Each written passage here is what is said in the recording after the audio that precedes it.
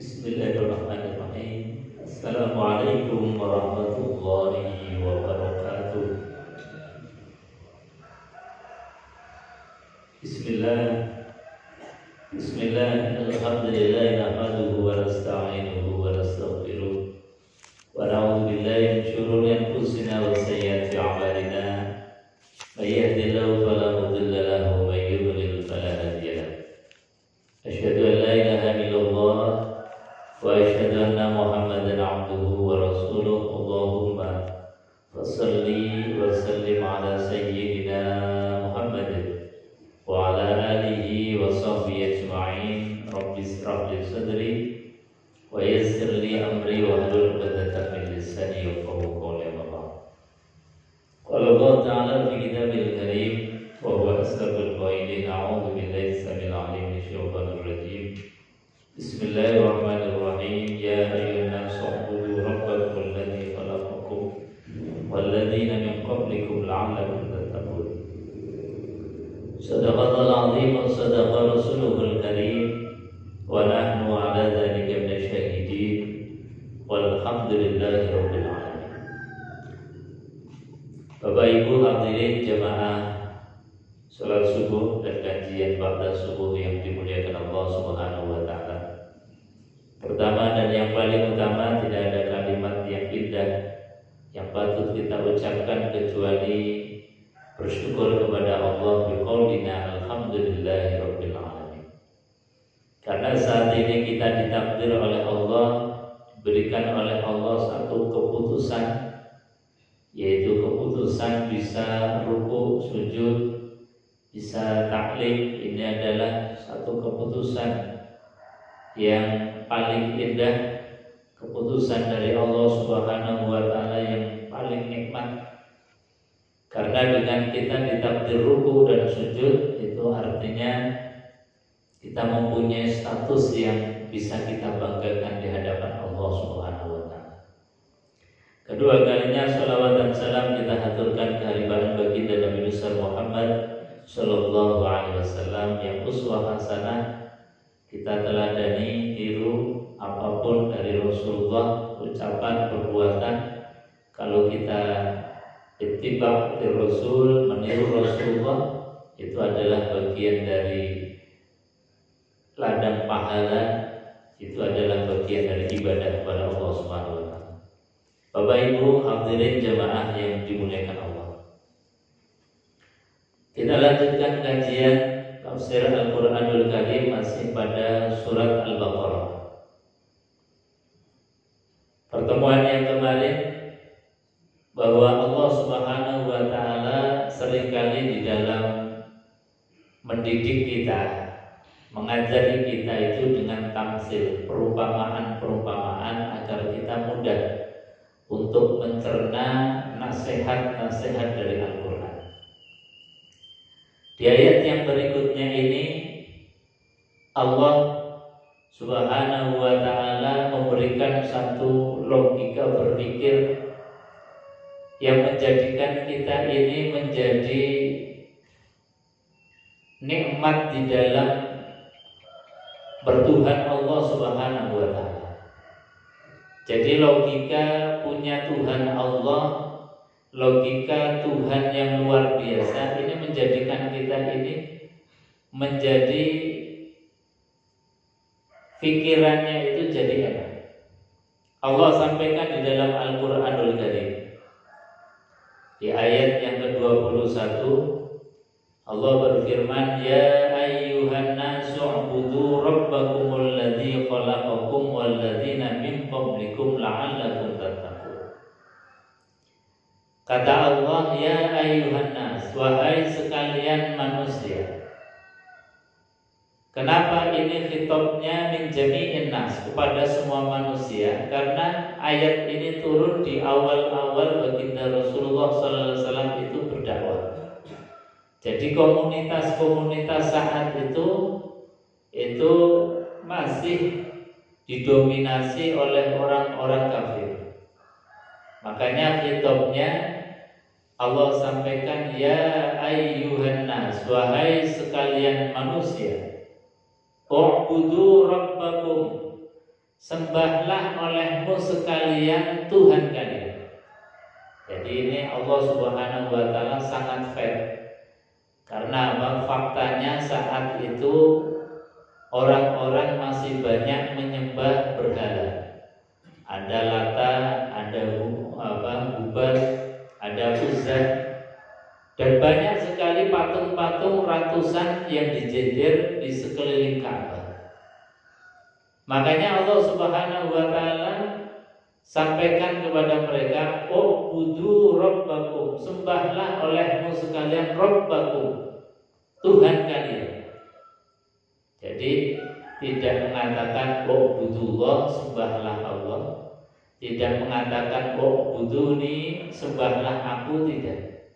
Tetapi Allah sampaikan "Ubudu rabbakum," sembahlah Tuhanmu.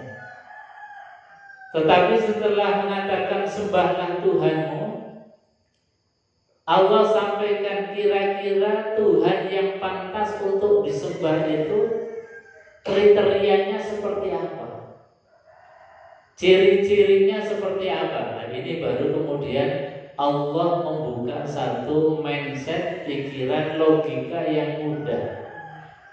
Jangan-jangan atau jangan sampai kemudian kita menyembah satu Tuhan atau yang dianggap sebagai Tuhan, tetapi itu sebetulnya kemudian hanya anggapan belaka. Maka Allah sampaikan "Ubudu rabbakum," sembahlah Tuhan kalian. Tapi Tuhan yang pantas untuk disembah, kriterianya kata Allah Subhanahu wa taala apa? Alladzi khalaqakum. Satu, alladzi yaitu zat Allah Tuhan, khalaqakum yang telah menciptakan kalian. Jadi kalau Tuhan yang menciptakan kalian, silahkan kalian sembah. Tapi kalau kalian ini menyembah Lata, kita uji aja kata Allah. Apakah Lata, apakah Uzza, apakah Hubal itu yang menciptakan kalian? Apakah Fir'aun yang menciptakan kalian? Apakah Nabi Isa atau Yesus yang dianggap sebagai Tuhan itu yang menciptakan kalian? Ini Allah Subhanahu wa taala sangat fair. Jadi kalau kalian memang menganggap bahwa itu semua Tuhan, ayo kita uji kata Allah. Tuhan yang layak disembah, satu, harus punya sifat alladzi khalaqakum, yaitu zat yang menciptakan kalian.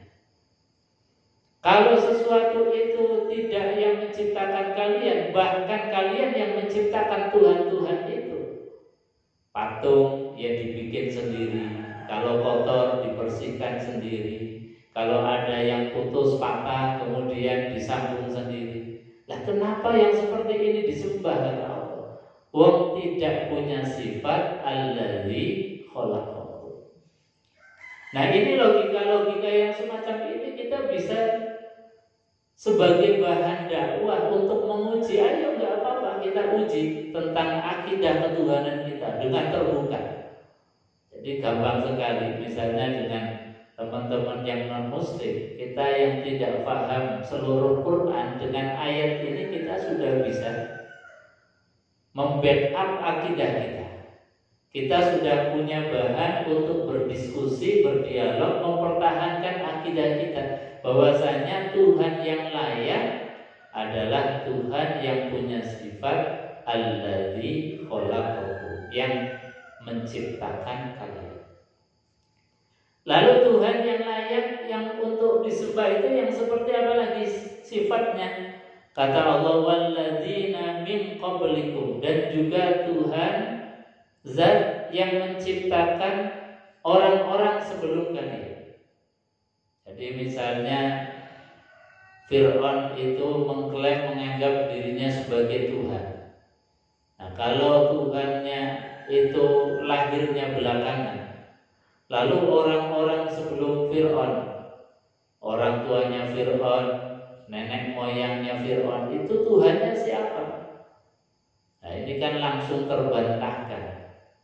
Orang yang kemudian menganggap bahwa Fir'aun itu adalah Tuhan, Maka ketika disampaikan di antara ciri Tuhan adalah walladzina min qablikum, yaitu zat yang menciptakan orang-orang sebelum kalian. Makanya dengan logika ini semuanya menjadi gugur. Ketika ada orang yang menuhankan Yesus, ternyata Yesus lahir sebelumnya sudah banyak orang. Punya orang tua, punya kakek dan nenek. Orang tuanya yaitu Maryam, kakek dan neneknya, kakeknya adalah Imron, dan sampai kepada atas masih punya nenek moyang. Artinya apa? Bahwa yang seperti ini tidak layak distatuskan sebagai Tuhan. Ini adalah logika yang gampang untuk membantah dan juga membentengi kita. Ketika misalnya diadu argumentasi kita tentang ketuhanan Allah Subhanahu wa taala. Siapa Allah? Allah adalah zat yang menciptakan kita. Zat yang menciptakan orang-orang sebelum kita. Ini kan jadi kita mantap akidahnya. La'allakum tattaqun, agar kita ini menjadi orang yang bertakwa ketika menyembah zat yang benar dengan sebenar-benarnya, yaitu Allah Subhanahu wa taala. Kalau ini kurang, Allah tambah lagi alasan kriteria Tuhan yang layak dijadikan sebagai sesembahan kita. Siapa Tuhan yang layak itu? Allazi ja'ala lakumul arda firasya, yaitu zat Allah Subhanahu wa taala ja'ala lakumul arda, yang telah menjadikan untuk kalian al-arda yaitu bumi, firasyan sebagai hamparan tempat tinggal kita. Ini sudah menjadi pengetahuan kita bersama bahwasanya tidak mungkin bumi ini ada tanpa yang mencipta, tanpa ada yang membuat. Seperti misalnya teori nihilisme atau teori yang mengatakan bahwasanya dunia ini ada dari ketiadaan. Tidak mungkin sesuatu yang ada dari sesuatu yang tidak ada. Pasti sesuatu yang ada itu disebabkan dari zat yang maha ada. Itulah Allah Subhanahu wa taala. Makanya ketika dulu ada orang Badui, orang yang sangat lugu, tidak berpendidikan, ketika ditanya tentang kenapa engkau menyembah Allah Subhanahu wa taala, buktinya apa kalau Allah itu ada? Maka beliau mengatakan bahwasanya al-ba'ir tadullu ala ba'ir, bahwasanya ketika ada telapak maka pasti ada orang yang baru lewat. Ketika ada kotoran pasti ada hewan yang habis buang kotoran. Artinya apa? Tidak mungkin sesuatu yang ada itu dari ketiadaan. Nah, ini yang kemudian para ulama mengatakan bahwa di antara sifatnya Tuhan itu adalah harus punya sifat wujud. Wujud itu artinya ada. Makanya kita dulu sejak kecil diajarkan sifat 20. Sifat Allah yang 20 ada wujud, qidam, baqa, mukhalafatu lil hawaditsi, qiyamuhu binafsi. Itu adalah semua sifat-sifatnya Allah supaya kita gampang kenal dengan Allah Subhanahu wa taala. Allah itu punya sifat wujud, harus ada. Karena kalau tidak ada, tidak mungkin kemudian bisa mengadakan sesuatu yang ada, yaitu alam semesta ini. Kemudian Tuhan itu harus qidam, terdahulu. Tidak mungkin Tuhan itu wujudnya belakangan. Ada makhluk dulu, baru Tuhan itu wujudnya setelah makhluk. Nah, ini namanya sesuatu yang mustahil. Tidak mungkin bagi Allah disifati sebagai barang hawadis atau barang baru. Ini termasuk yang disampaikan oleh Allah Subhanahu wa taala. Sifatnya Allah itu allazi ja'ala lakumul arda firasya. yang telah menciptakan bumi ini, hamparan yang kemudian kita bisa tinggal.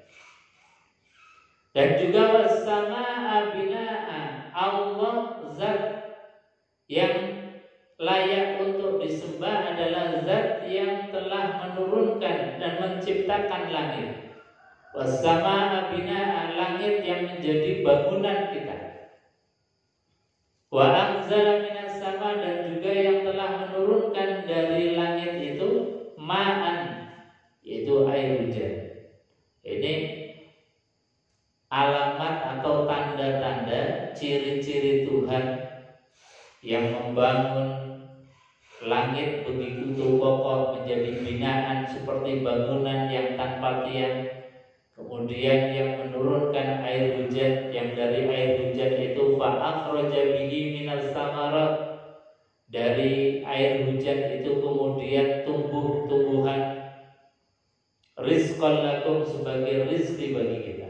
Nah, ini menunjukkan bahwa apapun yang ada di dunia ini, baik itu langit, bumi, dan hamparannya, semuanya itu menunjukkan ada kudrahnya Allah dan menunjukkan bahwa Allah Subhanahu wa ta'ala itu zat yang mencipta yang layak untuk disembah. Ini adalah bentuk demokrasinya Allah, fair, bahwa ketika Nabi Muhammad SAW di awal-awal dakwah, yang komunitasnya masih komunitas banyak orang-orang kafir, maka disampaikan ya ayyuhan nas, wahai sekalian manusia, karena memang saat itu belum banyak yang beriman kepada Allah Subhanahu wa ta'ala. Tetapi Allah sampaikan dengan logika yang gampang, bahwa silahkan kalian itu menyembah, tetapi yang disembah itu betul-betul Tuhan yang layak, yang ciri-cirinya yang telah menciptakan kalian, yang kemudian ciri-cirinya adalah yang menciptakan orang-orang sebelum kalian, la'allakum tattaqun, agar kalian ini bertakwa. Jamaah yang dimuliakan Allah Subhanahu wa ta'ala, kalau semua logika ini sudah mantap di dalam hati kita dan hati orang yang mendengar dakwah, sudah membenarkan bahwa iya, Tuhan yang layak harusnya punya sifat yang seperti itu, maka baru Allah kemudian memberikan satu panduan. Kalau memang itu yang merupakan kebenaran, fala taj'alu lillahi andada, maka janganlah olehmu sekalian, jangan engkau buat anda dan tandingan-tandingan lillah bagi Allah Subhanahu wa ta'ala. Ini baru kemudian Allah masukkan satu perintah sekaligus larangan. Kalau kalian memang benar mengakui bahwa yang layak disembah itu adalah zat yang mencipta, dan yang biasa kalian sembah itu bukan yang mencipta, nyatanya Lata, Uzza itu bukan yang menciptakan kita, maka Allah sampaikan fala taj'alu lillahi andadan wa antum ta'lamun, maka janganlah kamu menjadikan Allah Subhanahu wa ta'ala atau bagi Allah andadan, tandingan-tandingan. Nah, sejak saat ini ketika ayat ini turun, itu banyak sekali orang-orang kafir Mekah kemudian dengan sukarela membuang patung-patungnya, tandingan-tandingan Allah, sesembahan-sesembahan yang mereka biasa lakukan untuk ritual, semuanya itu kemudian dihilangkan dengan sukarela. Karena apa? Karena mereka sudah mantap dengan akidah yang baru, yaitu akidah tauhid. Tidaklah layak kemudian sesuatu itu disandingkan, disejajarkan dengan Allah Subhanahu wa ta'ala. Nah, ini yang dimaksud sebagaimana disebutkan di dalam surat lam yakunil ladzina kafaru min ahlil kitab wal musyrikin munfaqina hatta ta'tiyahumul bayyinah. Ini yang disebut sebagai al-bayyinah. Apa itu al-bayyinah? Al-bayyinah adalah logika yang mantap, menenteramkan hati, logika yang tidak bisa dibantahkan oleh logika manapun. Ini namanya al-bayyinah. Maka orang-orang kafir, baik kafir itu dari ahli kitab maupun kafir dari orang-orang musyrik, tidak akan tercerabut dari pemahamannya, dari akidah lamanya, hatta ta'tiyahumul bayyinah, sampai datang kepada mereka satu pemikiran yang menenteramkan hati, satu pemikiran yang kemudian bisa mantap untuk dipahami. Sebab seperti tadi, kalau orang itu nyembah berhala, patung disembah, wong yang bikin dia sendiri. Kalau misalnya catnya kusam ya dicat sendiri, kalau kotor ya dibersihkan sendiri. Jadi tidak mungkin sesuatu ini kemudian layak sebagai Tuhan. Maka yang seperti ini logikanya bisa dibantahkan, hatta ta'tiyahumul bayyinah, sampai datang kepada mereka al-bayyinah. Apa itu al-bayyinah? Rasulun minallahi yatslu suhufan mutahhar fiha kutubun qayyimah. Al-bayyinah itu adalah rasulun minallah, utusan dari Allah, yatslu suhufan mutahharah, yang membacakan Al-Qur'anul Karim yang suci. Jadi kita dengan membaca Quran itu logika kita menjadi waras sehat. Pikiran kita ini jadi lurus dengan membaca Al-Qur'anul Karim. Makanya kita yang diberikan oleh Allah Al-Qur'an ini harus bersyukur, karena dengan membaca Quran rasanya menjadi menenteramkan hati. Logika kita menjadi waras, sehat, menjadi lurus, dan kita dalam bertuhan itu menjadi pasti dan mantap.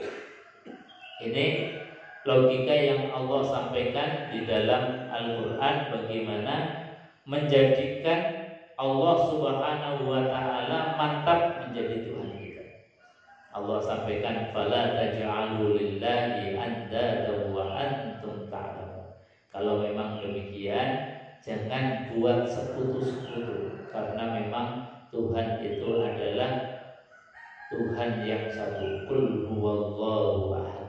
Katakan wahai Muhammad, Allah itu ahad, esa, tunggal, satu yang tidak berbilang dan satu yang tidak terdiri dari bagian-bagian.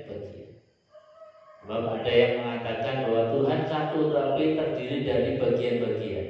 Ada Tuhan Bapa, Tuhan Anak, Roh Kudus. Ini mereka mengatakan satu tapi terdiri dari 3 bagian. Maka dengan tegas disebutkan oleh Allah Subhanahu wa Ta'ala, qul huwallahu ahad. Katakan wahai Muhammad, Allahu ahad. Allah itu tunggal, esa, satu, tidak berbilang, tidak 1, 2, 3, dan juga tidak satu yang terdiri dari bagian-bagian. Misalnya kita ini satu, tapi terdiri dari bagian-bagian. Ada kepala, ada tangan, ada tubuh, ada kaki. Satunya Allah tidak seperti satunya kita, tidak terdiri dari bagian-bagian. Ya seperti apa? Ya enggak seperti apa-apa. Allah itu laisa kamitslihi syai'un, tidak seperti apa-apa. Tidak seperti apa yang kita bayangkan, dan memang tidak bisa dibayangkan. Laisa kamitslihi syai'un. Itulah Allah Subhanahu wa Ta'ala. Bapak Ibu hadirin jemaah yang dimuliakan Allah. Makanya di dalam membantah setiap klaim-klaim ketuhanan yang memang sudah diyakini oleh orang-orang sebelum Rasulullah SAW itu diangkat menjadi nabi dan rasul, itu Allah dengan mudah saja membantahnya. Misalnya ketika Nabiullah Isa alaihissalatu wassalam itu diklaim sebagai anak Tuhan atau bagian dari Tuhan, maka Allah membantahnya itu dengan logika yang gampang dan mudah. Allah hanya mengatakan bahwasanya kana yakulanit ta'am. Bagaimana mungkin Isa itu dianggap sebagai Tuhan? Bagaimana mungkin Maryam itu dianggap bagian dari Tuhan? Wong kana yakulanit ta'am. Wong kedua-duanya itu masih membutuhkan makanan. Jadi Quran hanya membantah tentang klaim ketuhanan mereka, hanya mengatakan kana yakulanit ta'am. Mereka masih membutuhkan makanan. Artinya apa? Kalau sesuatu yang membutuhkan materi yang lain, membutuhkan makhluk yang lain, maka tidak mungkin disifati sebagai sifat-sifat Tuhan. Tuhan misalnya kalau nggak makan kemudian lemes, itu kan lucu. Kemudian Tuhan ketika umatnya mau ibadah, Tuhannya masih buang hajat, lagi di toilet dan lain sebagainya. Ini kan jadi susah. Karena orang yang membutuhkan makan, maka pasti juga harus butuh buang hajat. Orang yang membutuhkan makan, kalau tidak makan artinya menjadi lemas, artinya bisa sakit, artinya bisa mati kalau tidak diberikan asupan makan. Maka sesuatu yang seperti itu tidak layak kemudian dijadikan sebagai Tuhan. Ketika Allah Subhanahu wa taala membantah klaim-klaim orang-orang musyrik Mekah yang punya akidah bahwa Tuhan itu harus banyak. Karena apa? Karena persoalan urusan manusia itu banyak, maka harus Tuhannya banyak. Ada Tuhan yang ngurusi hujan, ada Tuhan yang ngurusi panas, ada Tuhan yang mengurusi tanaman, ada macam-macam. Karena urusan itu banyak, maka menurut mereka Tuhan itu harus banyak. Allah gampang saja mematahkan logika mereka dengan menyampaikan dalam Al-Qur'anul Karim, daraballahu mathalan rajulan fihi syuraka wa rajulan salama li rajulin hal yastawiyani masalan falhamdulillah. Kata Allah membuat satu perumpamaan, ada orang yang punya majikan banyak, tuan banyak, bos banyak. Yang bos majikannya itu punya kepentingannya sendiri-sendiri, mutasyakisun, bahkan mungkin saling bertentangan antara bos satu dengan bos yang lain, majikan satu dengan majikan yang lain. Dibandingkan dengan orang yang punya Tuhan satu, yang salam, orangnya enak, tidak pernah memerintahkan yang berat, tidak pernah kemudian menyusahkan. Nah, ini tentu akan sangat enak punya tuan yang satu dibandingkan dengan tuan yang banyak. Maka Allah tanyakan, hal yastawiyani masalah, apakah sama orang yang punya tuan satu dibandingkan dengan tuan banyak? Maka Allah nanya tetapi gak ada jawabannya. Karena apa? Karena orang yang pikirannya sehat waras pasti akan menjawab enak punya Tuhan satu. Maka kalau kita ini merasa bahwa enak punya Tuhan satu, maka bersyukurlah. Di akhir ayat itu perintahkan falhamdulillah. Kalau memang sudah nyaman, sudah enak punya Tuhan satu, maka bersyukurlah kepada Allah Subhanahu wa ta'ala. Maka kita yang dididik sejak kecil dikenalkan dengan Tuhan Allah yang satu, ini rasanya kemudian dengan logika apapun, ketika misalnya di sosial media sekarang kan luar biasa, dialog antar iman kadang-kadang Kalau kita nggak punya basic keimanan, basic logika berpikir yang jelas seperti logikanya Quran, ini sering-sering kadang-kadang kita koyo-koyo mengikuti mereka, membenarkan akidah logika berpikirnya mereka. Makanya Quran datang memberikan satu penanaman akidah yang mantap. Kita mengadu tentang ketuhanan kita, diadu logikanya. Dengan logikanya Quran tadi, kita ini pasti nggak akan kalah.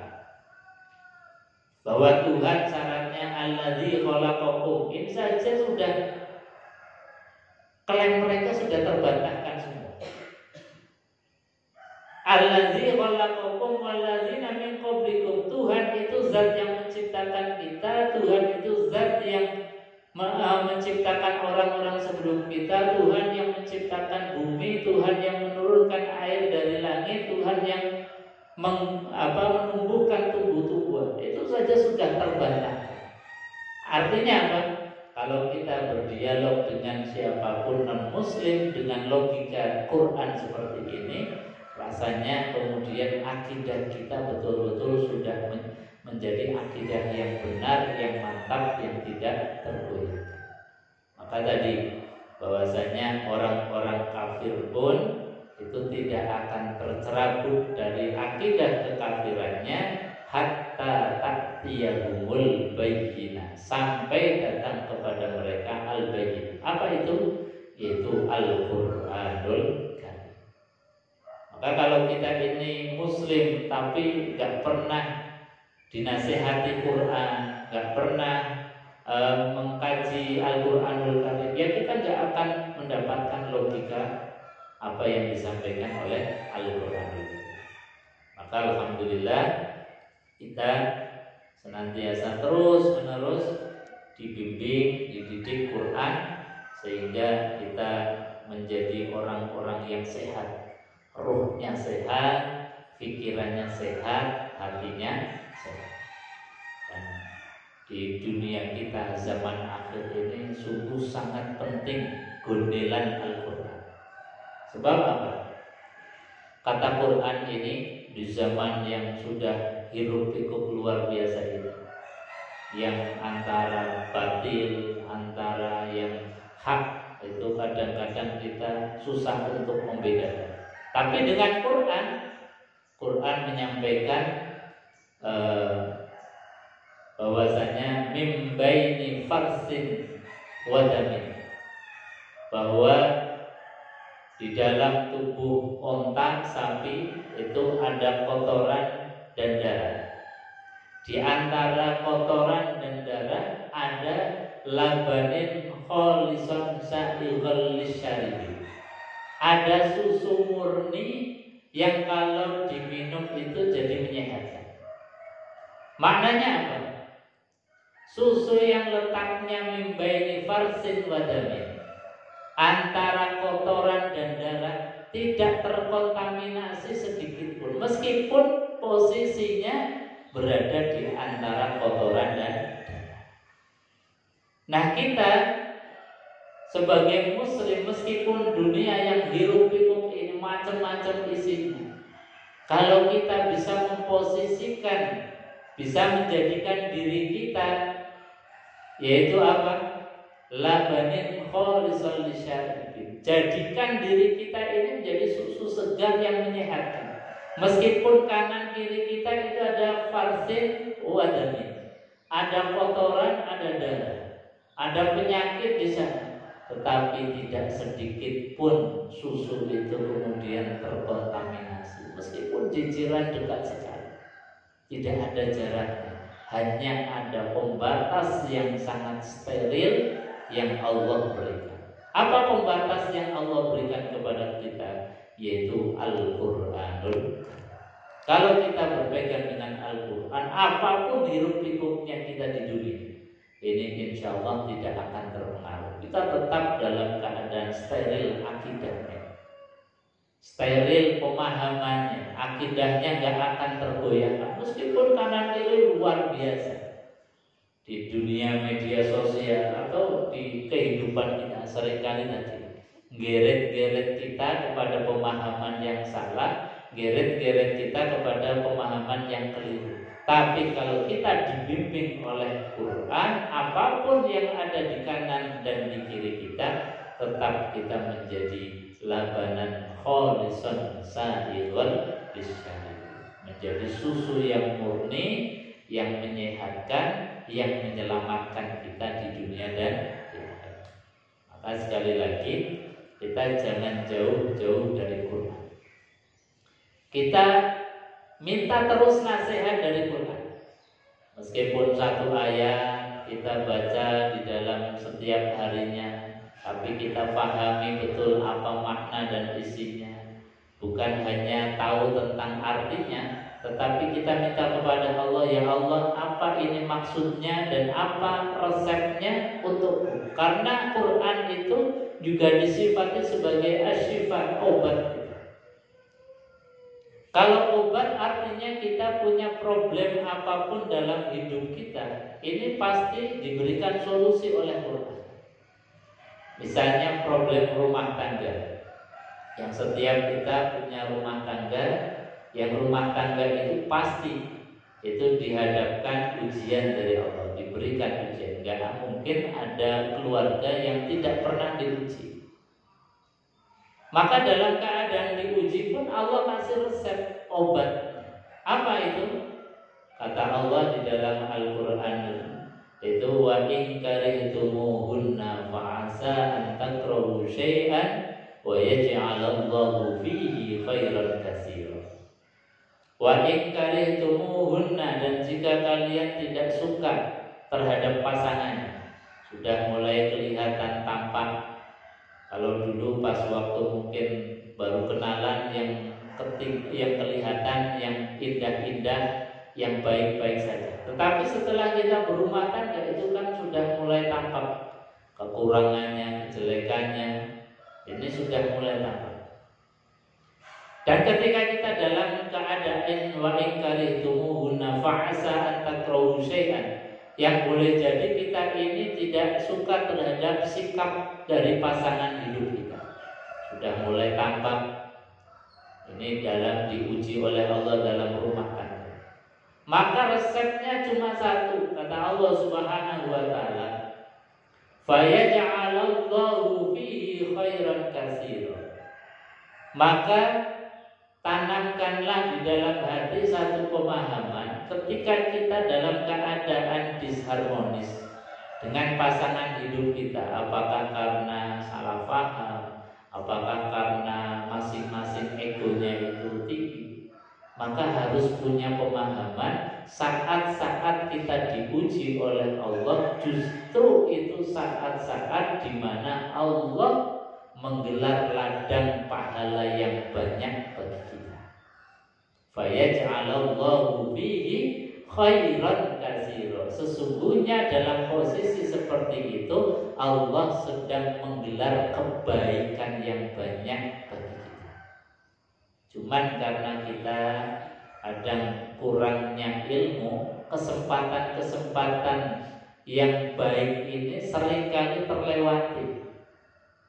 Jadi bukannya menghasilkan pahala, tetapi justru kemudian kesempatan ini hilang sia-sia tanpa makna.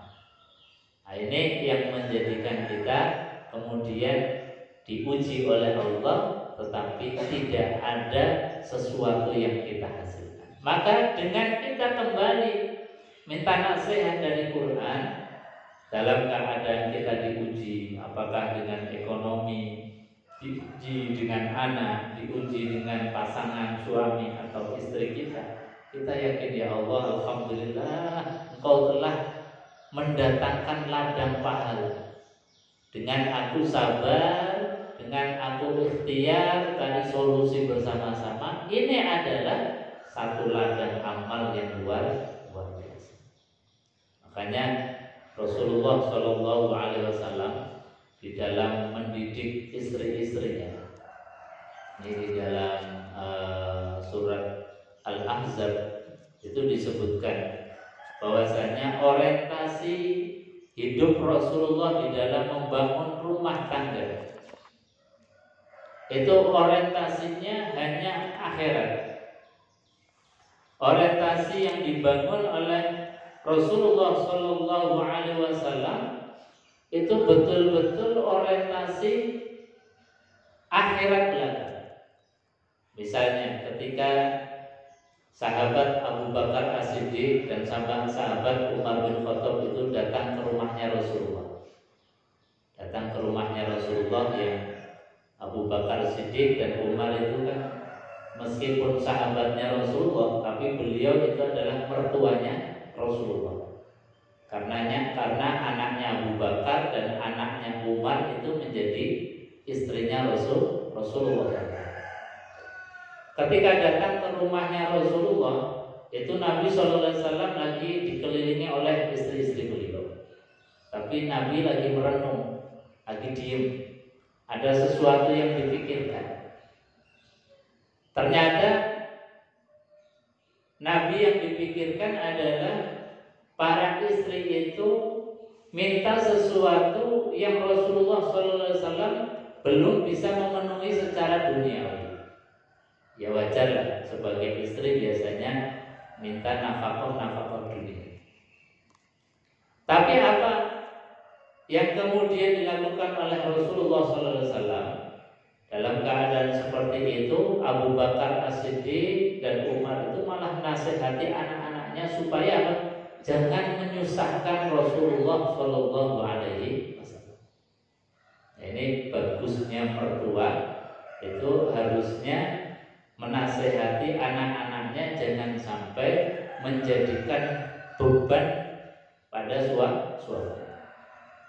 Dan peristiwa ini menjadi asbabun nuzulnya ayat ya ayyuhan nabi, wahai nabi, qul li azwajika, katakan kepada istri-istrimu, in kuntunna turidul hayatad dunya, jika kalian semua para istri itu menghendaki kehidupan dunia, orientasinya hanya dunia, wazinataha, dan juga orientasinya hanya perhiasan dunia, maka kata Allah disuruh fata'alaita umattikunna, maka datang kemari, kata Rasulullah, umattikunna, maka aku berikan mut'ahnya, kemudian wa usarrihkunna sarahan jamila, maka aku ceraikan dengan perceraian yang baik. Ini satu statement yang tegas. Kalau memang kamu wahai istri-istriku orientasi di dalam membangun rumah tangga itu dunia, ya sudah, mau milih tetap denganku atau aku ceraikan dengan cara yang baik. Ini di dalam mendidik para istri. Karena apa? Wa in kuntunna turidna Allah wa rasulahu wad darul akhirah. Karena jika kalian itu orientasi di dalam membangun rumah tangganya adalah untuk mendapatkan keridhaan Allah dan keridhaan Rasulullah sallallahu alaihi wasallam dan juga mengharapkan kebahagiaan akhirat, fa innallaha a'adda lil muhsinat min kunna ajran 'azima. Kalau orientasi hidupnya itu hanya untuk mencari ridho Allah, mencari ridho Rasulullah, kebahagiaan akhirat, maka kata Allah Subhanahu wa taala akan diberikan ajran 'azima, pahala yang besar dari Allah Subhanahu wa taala. Cuma yang kayak gini kemudian tadi karena minimnya pemahaman, seringkali ketika didatangkan ujian dari Allah, apapun bentuknya, bukan sabar yang dikedepankan, tetapi biasanya emosi. Kalau sudah datang emosi, ajrun azimah langsung hilang. Khairun kasiro, kebaikan yang banyak juga lenyap. Artinya apa? Sebetulnya sudah dikasih ladang, tetapi kita tidak mau menanami. Ya tidak mungkin kita akan menuai hasil. Maka ketika kita dalam keadaan apapun gonjang-ganjing di dalam rumah tangga, sabar itu menjadi solusi utama. Wasta'inu bis-sabri was-shalah. Sabar dulu baru kemudian sholat. Sholat itu artinya kita menyelesaikan step by step. Ada ikhtiar, diselesaikan dengan baik-baik. Wasyawirhum fil amr, dimusyawarahkan dengan baik. Ini insya Allah panduan nasihat dari Quran dalam berbagai macam problematika hidup. Insya Allah menjadikan kita selamat di dunia, keluarga kita juga selamat sampai akhir hayat. Kita diwafatkan dalam keadaan husnul khotimah. Amin Allahumma amin. Bapak Ibu hadirin